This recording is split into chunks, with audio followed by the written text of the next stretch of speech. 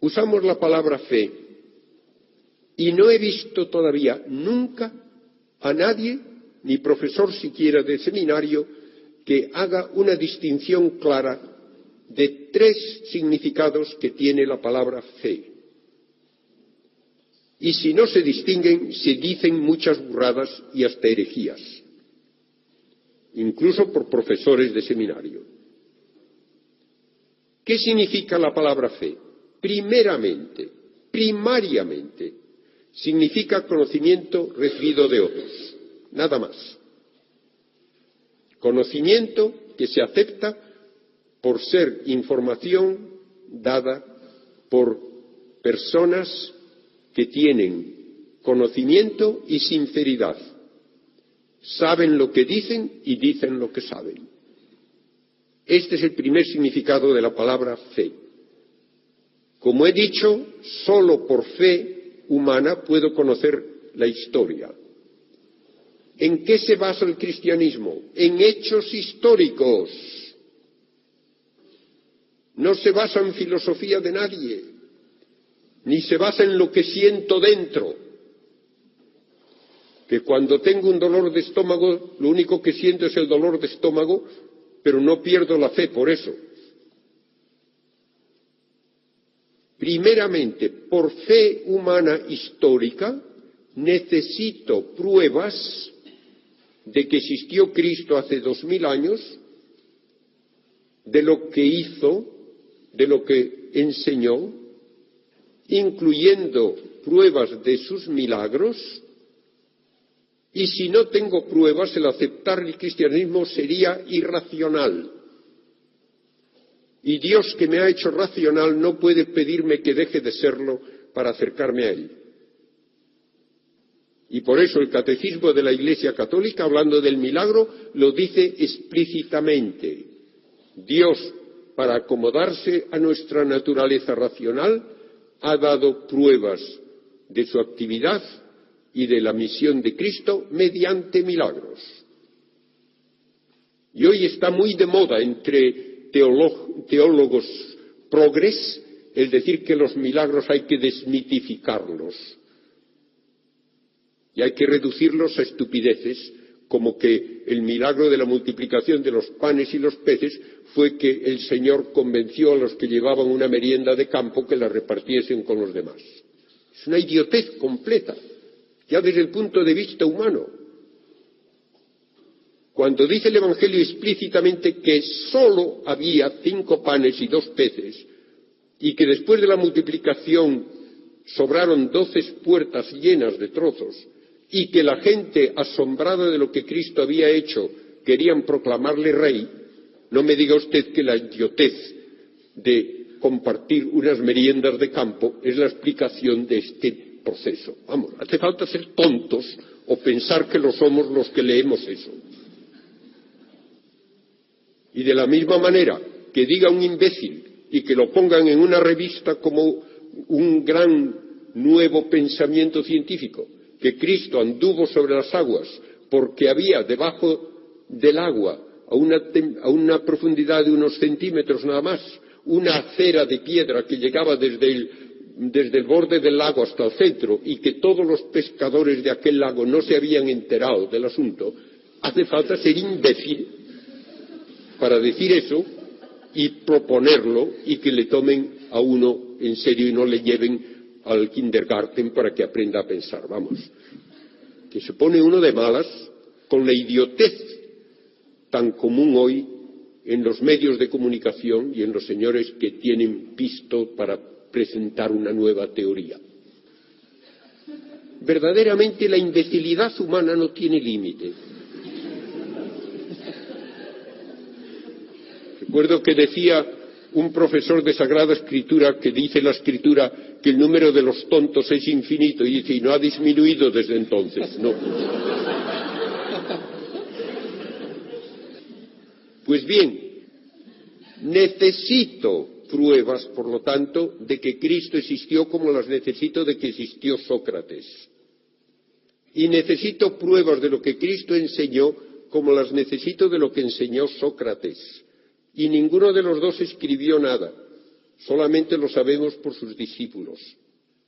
Y necesito pruebas de lo que Cristo hizo, incluyendo los milagros, como necesito pruebas de lo que hizo Julio César.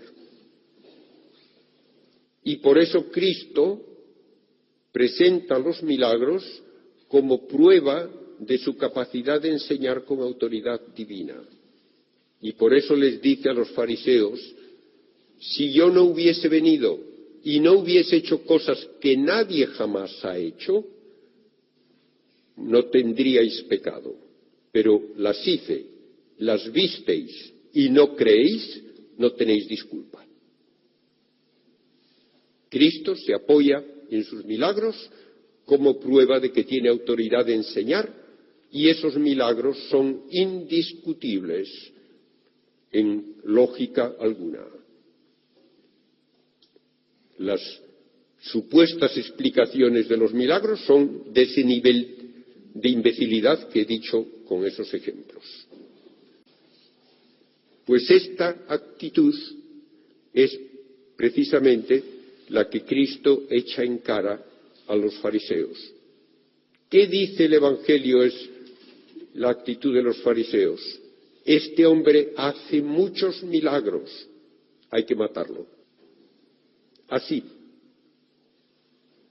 Entonces la fe se puede dar con pruebas, debe darse con pruebas. Y el primer artículo del credo: creo en Dios Padre Todopoderoso, Creador de cielo y tierra. El Concilio Vaticano I definió como dogma que representa la posibilidad de alcanzar la certeza del Creador por razonamiento humano. De modo que si lo puedo razonar y puedo llegar a esa certeza, que no me digan que la fe no puede tener pruebas. Segundo significado de la palabra fe. Cuando alguien habla de un médico y dice: yo tengo mucha fe en ese médico que me va a curar de unos dolores que tengo que me están haciendo la vida imposible, ¿de qué está hablando? ¿Va a seguir un curso de anatomía con el médico para aprender? No. Cuando otro dice: yo tengo mucha fe en este método gimnástico, ¿qué? ¿De qué habla? Es la fe como confianza que le lleva a uno a poner su vida de acuerdo con lo conocido. Eso sí. Yo tengo convicciones de lo que sabe este médico, pondré mi vida de acuerdo con lo que me diga. Yo tengo una convicción de que este método gimnástico es estupendo, voy a ajustarlo a mi modo de proceder.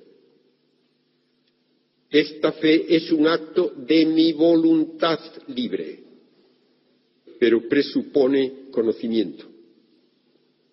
Y por eso, porque es un acto de mi voluntad libre, por eso es meritoria la fe.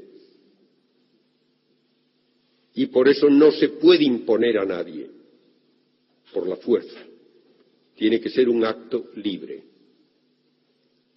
La gracia de Dios ayuda, y ayuda también para el conocimiento, pero es mi acto de decidir poner mi vida de acuerdo con lo que he conocido lo que hace que sea un acto meritorio.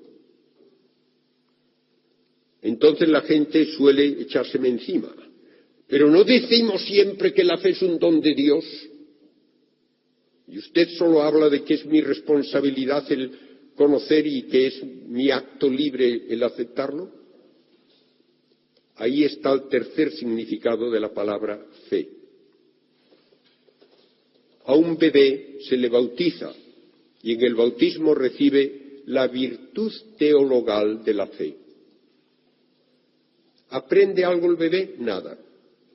¿Hace algún acto libre? Tampoco. Se le da gratuitamente por parte de Dios una semilla de divinidad, un injerto de divinidad en su ser humano.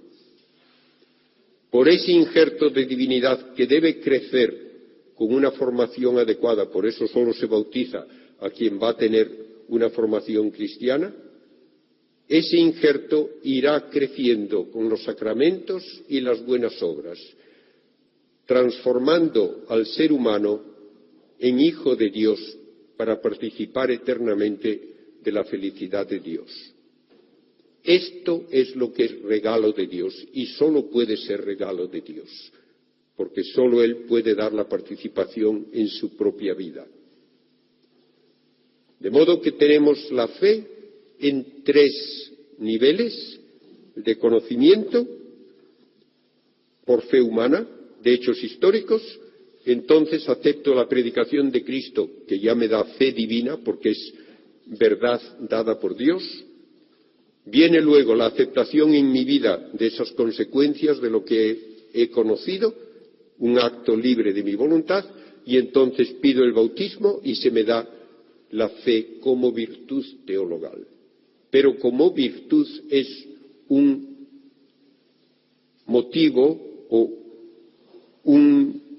algo activo que va a producir resultados porque tiene una actividad propia. Por eso le llamamos virtud.